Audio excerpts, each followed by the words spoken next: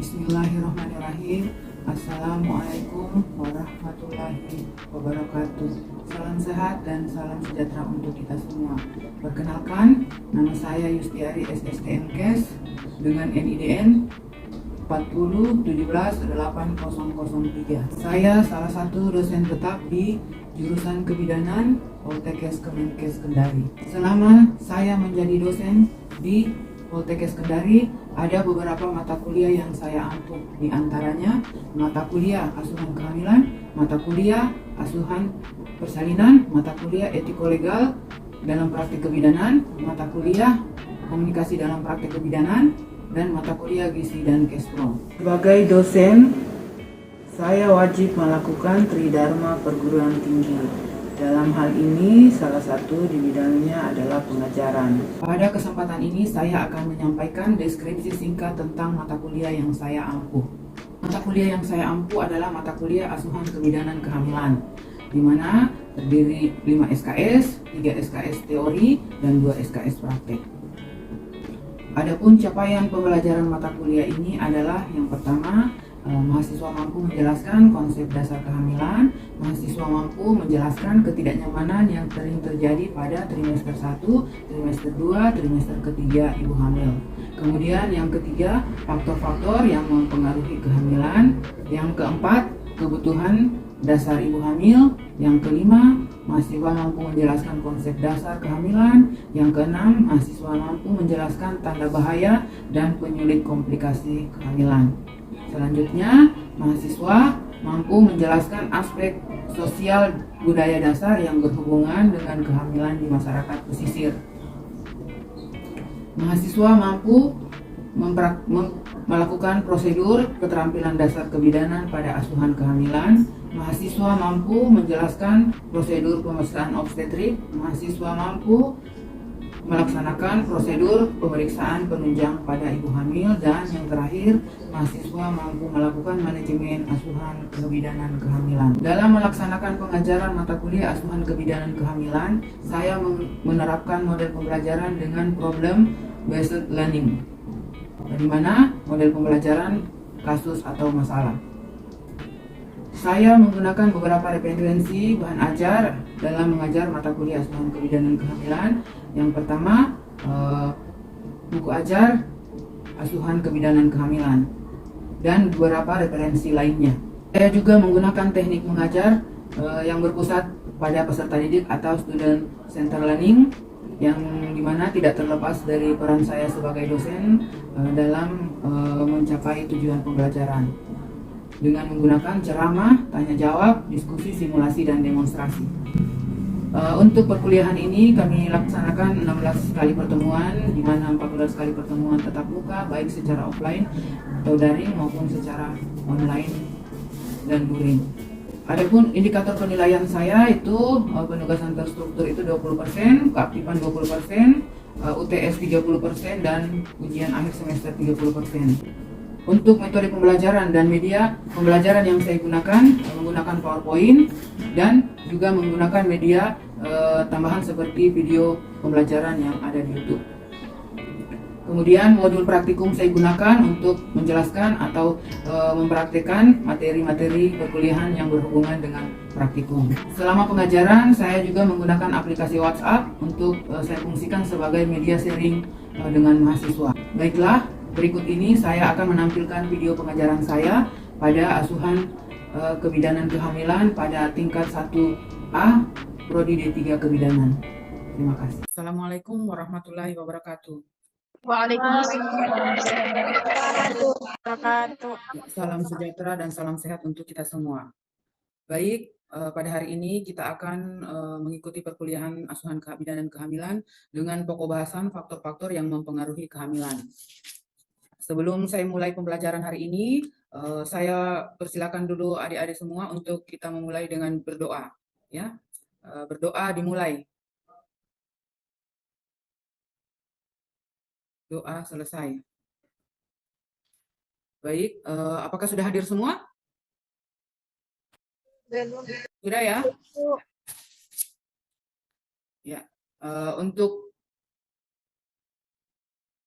pokok bahasan hari ini tentang faktor-faktor yang mempengaruhi kehamilan. Sebelum Ibu lanjut mata kuliah hari ini, saya mau review dulu materi yang kemarin ya, yang minggu lalu. Masih ada yang ingat tentang apa? Mengenai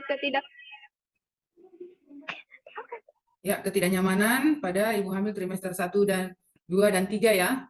Ya, Bu. Ya, bisa dijelaskan poin-poin pentingnya? Baik, Ibu.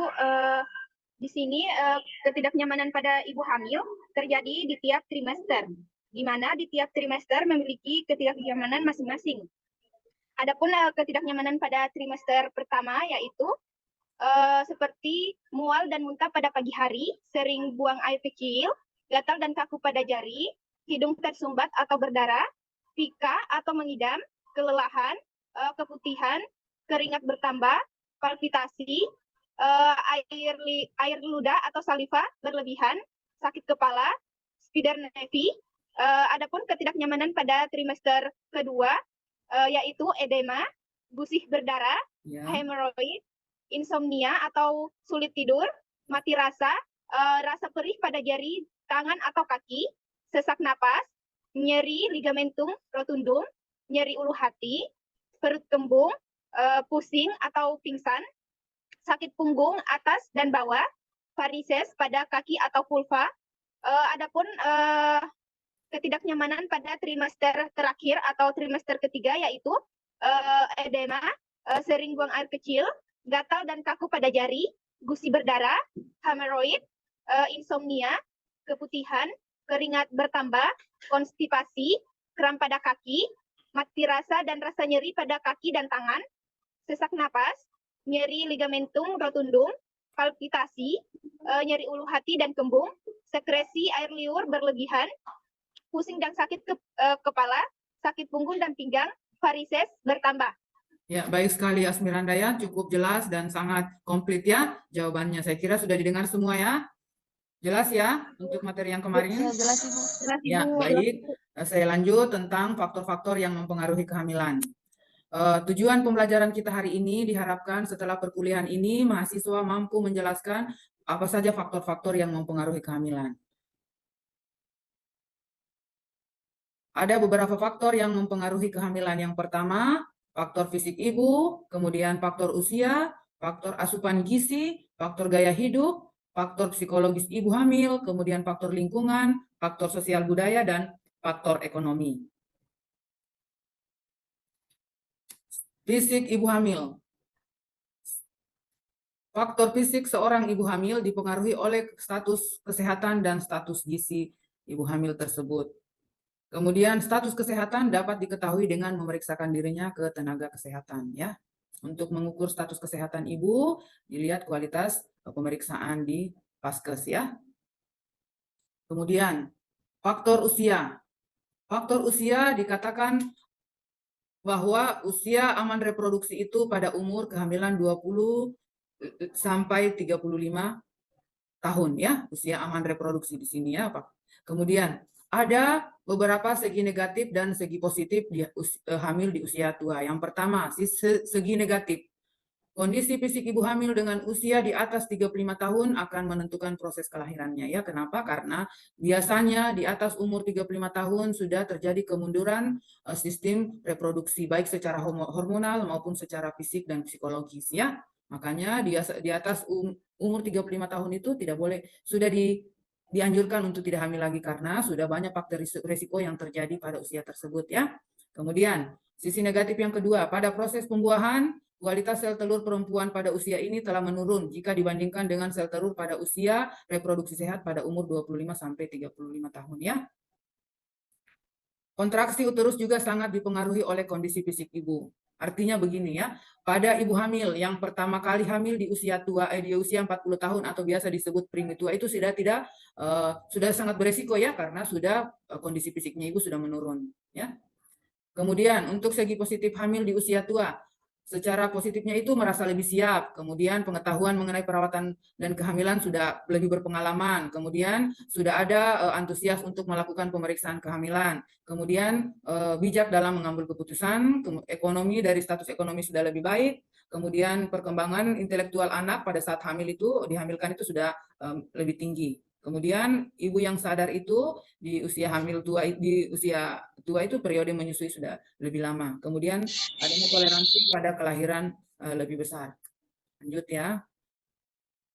Faktor asupan gizi ya. Di sini ada 7 asupan gizi yang sangat penting dikonsumsi ibu hamil ya. Ada asam folat, ada zat energi, ada zat protein, ada zat besi, ada zat kalsium, ada vitamin D dan yodium ya. Kebutuhan zat gizi ibu hamil secara garis besar yang pertama asam folat. Asam folat itu bagian dari vitamin B kompleks yang dapat dari daun hijau atau sayur-sayuran, kemudian buah-buahan, kulit, kemudian hati, ginjal dan jamur. Ini ya yang dapat didapatkan asam folat. Kemudian kebutuhan asam folat untuk ibu hamil itu 50 sampai 100 mg pada wanita normal dan 300 sampai 400 pada wanita hamil. Jadi 3 kali lebih besar ya kebutuhan ibu hamil untuk asam folatnya. Kekurangan. Apabila terjadi kekurangan asam folat, di sini terjadi gangguan plasenta. Ya, kemudian bisa terjadi abortus habitualis atau abortus yang berulang ya. Kemudian terjadinya solusio plasenta atau plasenta yang lahir sebelum waktunya.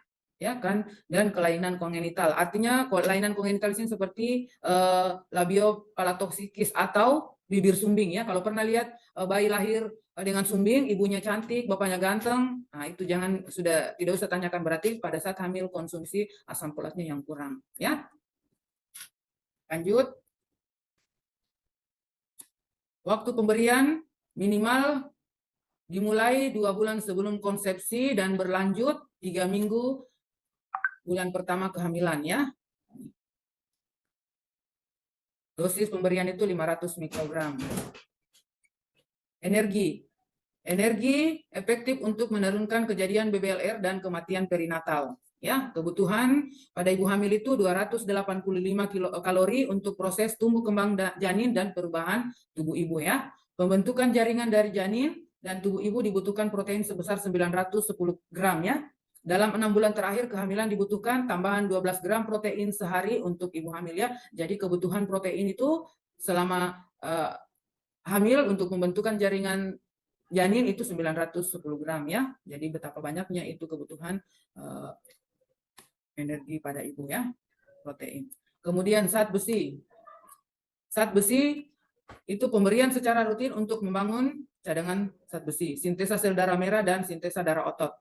Tiap tablet Fe mengandung sulfaferosus 320 mg, zat besi 60 mg. Konsumsi selama hamil itu 90 tablet. Diminum pada malam hari.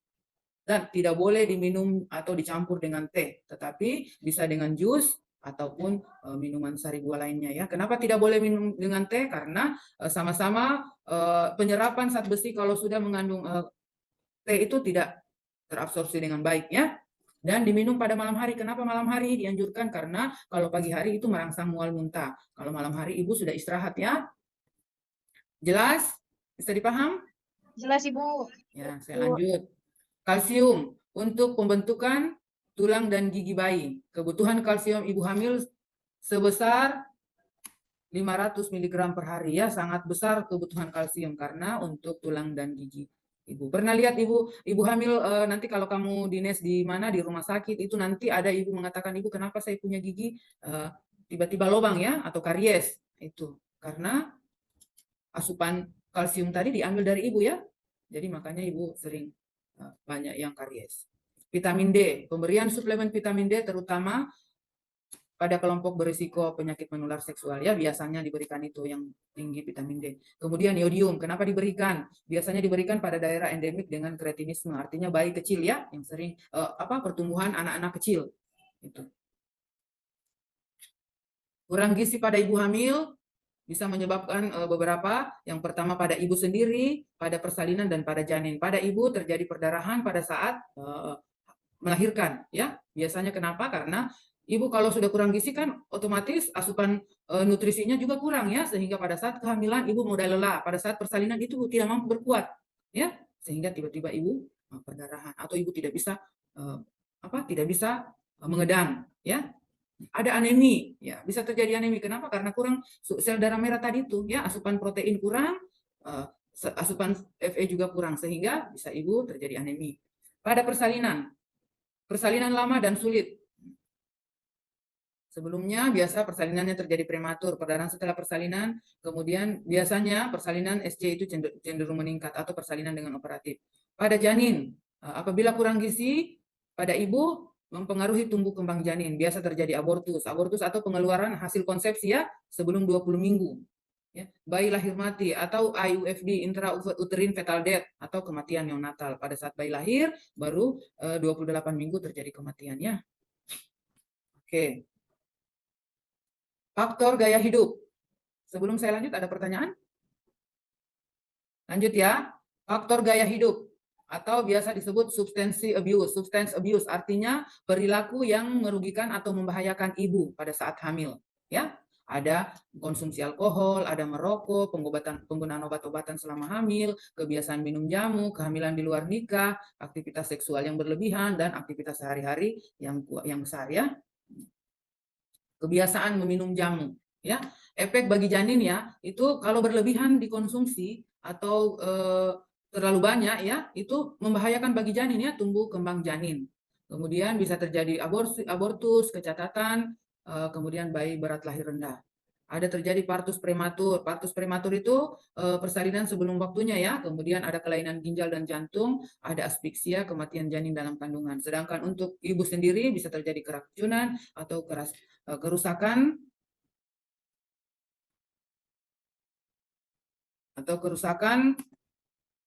jantung dan ginjal, kemudian terjadi shock atau perdarahan. Lanjut, ya, ada beberapa mitos yang masih ada di mana yang masih ada di budaya-budaya masyarakat setempat, ya. Mungkin di daerah-daerah kalian yang masih di pesisir-pesisir atau masih di kepulauan yang agak primitif-primitif, itu masih ada mitos, ya. Contohnya tidak boleh makan makanan yang berbau amis seperti ikan, ya, masih ada didapatkan itu. Tidak boleh kalau habis melahirkan itu atau pada saat hamil tidak boleh banyak makan ikan. Nanti katanya pada saat persalinan atau pada saat lahirnya bayi itu bau amis, ya. Padahal itu tidak boleh. Kenapa? Karena dengan kurangnya asupan protein atau ikan hewani dari hewan maupun dari hewan itu sangat membahayakan, ya. Kenapa? Karena harusnya dikonsumsi tapi tidak dimakan, ya. Karena tadi adanya kepercayaan yang masih dipengaruhi oleh lingkungan, ya. Aktivitas seksual, ya, berdasarkan evidence base bahwa ibu hamil tidak harus menghentikan aktivitas seksual secara khusus atau mengurangi aktivitas seksualnya. Itu kalau secara evidence base. Kenapa? Karena yang penting aktivitas seksual tidak berlebihan atau tidak merugikan pasangan, ya. Kemudian pekerjaan atau aktivitas sehari-hari. Yang penting diperhatikan adalah keseimbangan dan toleran dalam pekerjaan, ya. Nah, dalam hal ini tingkat kenyamanan ibu hamil. Lanjut, merokok, ya. Ini ibu hamil ada merokok. Efek itu janinnya bisa lahir berat BBLR. Kemudian persalinan dengan preterm atau lahir sebelum waktunya, kematian perinatal, pengaruh nikotin. Karena pengaruh nikotin dapat menimbulkan efek kenaikan tekanan darah pada otak, ya, untuk janin dan DJJ-nya. Kemudian pada ibu bisa terjadi penyakit paru, jantung, hipertensi, kanker, dan lain-lain. Ada pertanyaan? Lanjut, ya. Faktor psikologis ibu hamil. Nah, di sini ada faktor stresor internal dan faktor stresor eksternal. Di mana internal di sini ada kecemasan, ketegangan, ketakutan, penyakit yang diderita ibu, tidak percaya diri, perubahan penampilan, perubahan peran sebagai orang tua, sikap terhadap kehamilan, dan kehilangan pekerjaan, ya. Gitu.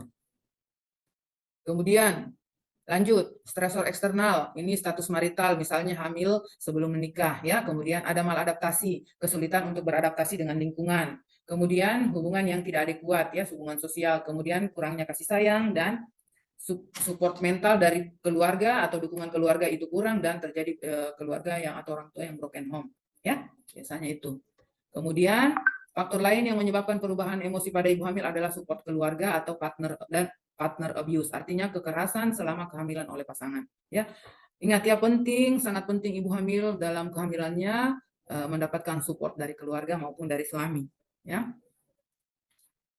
Lanjut, faktor lingkungan. Lingkungan yang aman dan nyaman sangat dibutuhkan ibu hamil ya. Sebaliknya, lingkungan yang penuh polusi akan membahayakan ibu hamil. Misalnya ibu hamil yang sering terpapar dengan asap rokok, ibu hamil yang berada lingkungan pengap dan ramai, ibu hamil yang bekerja di lingkungan radiasi akan mempengaruhi kehamilannya ya. Kemudian kenapa? Karena efek radiasi terhadap janin tergantung pada umur kehamilan saat kena paparan radiasi dan besarnya paparan radiasi yang diterima ya. Itu mempengaruhi kehamilan. Faktor sosial budaya. Ada beberapa kebiasaan atau adat istiadat yang masih merugikan kesehatan ibu ya. Tetapi kita sebagai bidan harus bijak ya, artinya dengan budaya lokal, dengan kearifan lokal yang masih diadaptasi oleh ibu hamil tersebut ya. Apabila kita nanti atau kalian nanti jadi bidan di desa, pandai-pandailah membawa diri, pandai-pandailah melakukan pendekatan persuasif kepada ibu ya, kepada ibu hamil atau kepada masyarakat. Kenapa? Karena kita akan selalu berinteraksi dengan masyarakat di situ ya. Jadi apabila kita sudah pendekatan baik dengan masyarakat maupun ibu hamil, kita akan dicari ya. Bukan kita yang mencari pasien, tapi pasien yang akan selalu mencari kita. Ya, sehingga pasien itu akan banyak ke kita ya. Tetapi tidak boleh juga kita mengesampingkan kebiasaan ya. Maksudnya kebiasaan ibu, tetapi dengan kita melakukan pendekatan, maka pendekatan kesehatan juga kita lakukan ya. Ada juga, karena ada beberapa juga yang menguntungkan bagi kesehatan ya. Oke. Contoh-contoh budaya-budaya yang masih sering terjadi di masyarakat ya, ini ibu hamil dilarang membunuh binatang ya, memang tidak boleh kita membunuh binatang ya. Kemudian membawa gunting pisau di kantong baju, terhindar dari bahaya ya, ini tidak ada. Maksudnya apa ya? Ibu hamil tidak boleh benci terhadap seseorang ya. Memang tidak boleh kita siapapun itu tidak boleh kita membenci yang berlebihan. Kenapa? Kapan kita benci orang, kita akan pikirkan terus, ya.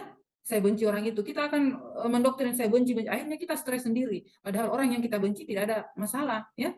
Nah, kita saja yang terlalu kuat bencinya sehingga kita pikirkan terus. Kemudian dilarang makan nanas. Nanas dipercaya dapat menyebabkan janin dalam kandungan gugur, ya. Memang ada bahwa ada kandungan yang bisa bukan menggugurkan, tapi dia meningkatkan asam lambung ya, meningkatkan asam lambung sehingga mual muntahnya berlebihan ya. Itu. Dia kan nanas itu vitamin C-nya tinggi ya. Ini jangan minum air es agar bayinya tidak besar itu ya. Kemudian minum air kelapa agar bayinya bersih dan sehat ya, bias air putih maksudnya.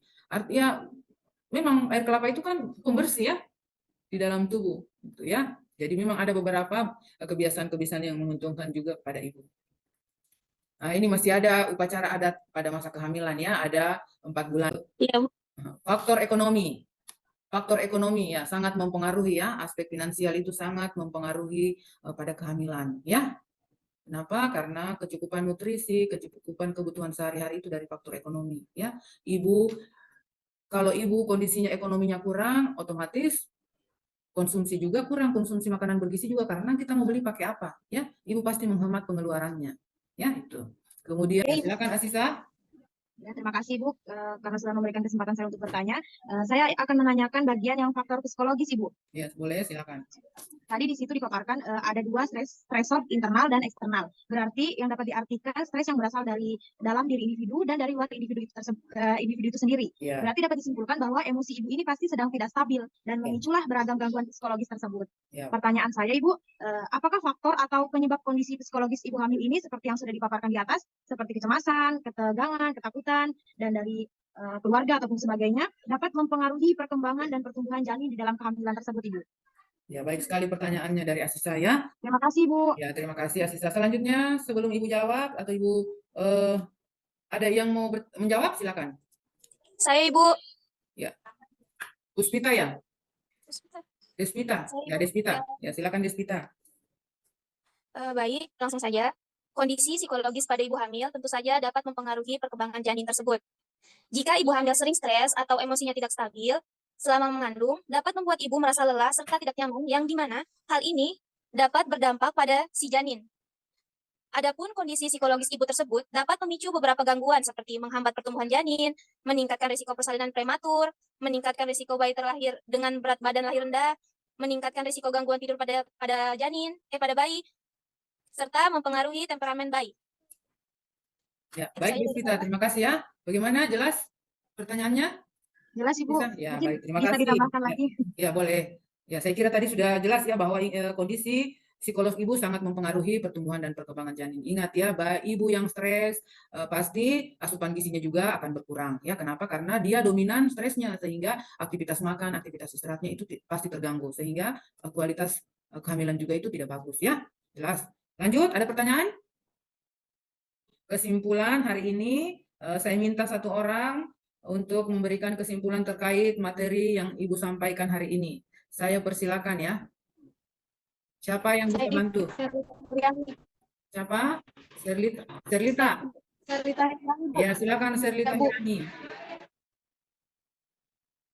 Baik, saya akan menyimpulkan untuk materi hari ini.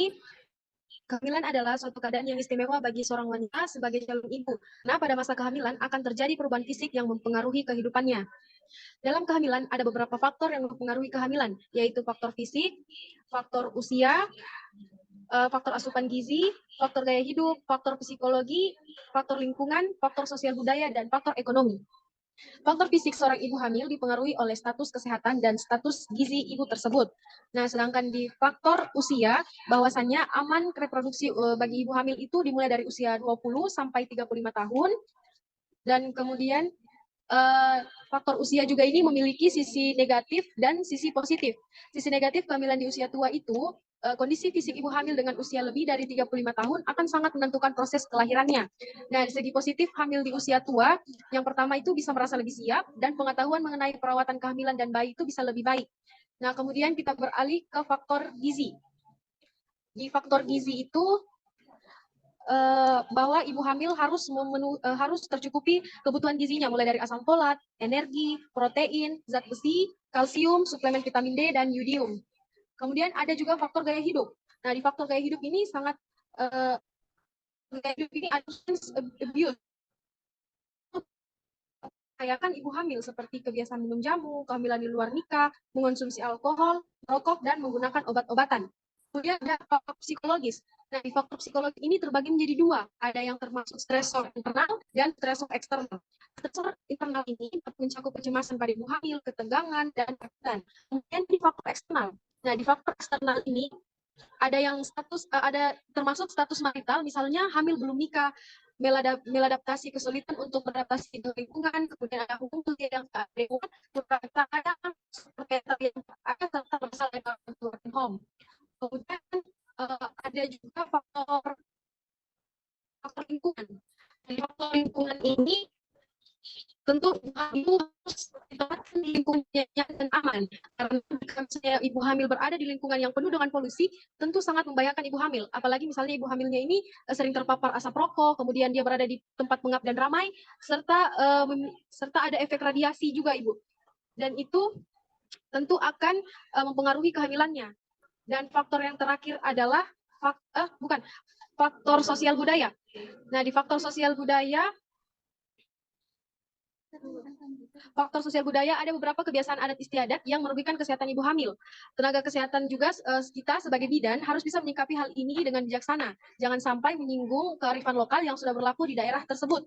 Yang biasa dianut oleh ibu hamil itu adalah tentang membawa gunting kecil, pisau atau benda tajam lainnya di kantung baju si ibu agar janin terhindar dari mara bahaya. Kemudian yang faktor terakhir adalah faktor ekonomi. Nah, tentu sebagai ibu hamil, kita juga harus memperhatikan tentang aspek finansial.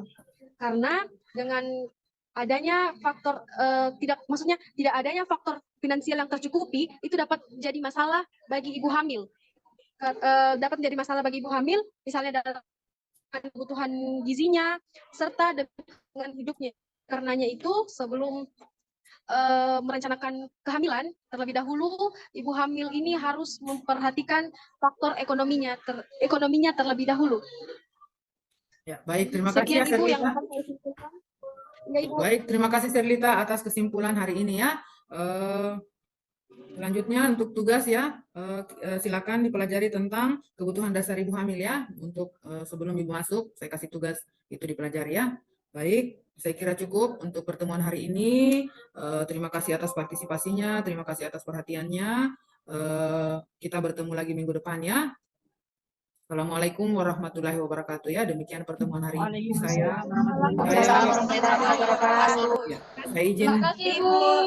Saya izin stop share ya. Ya, baik Ibu, terima kasih. Terima kasih.